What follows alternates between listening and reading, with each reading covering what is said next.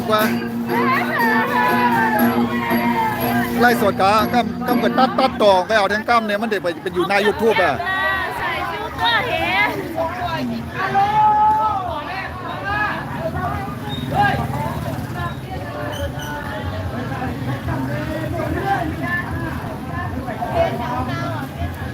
เข็ดซ้ายนะเอาอยู่เล่นเหลียวไว้อย่าไปออกสองเล่นนะ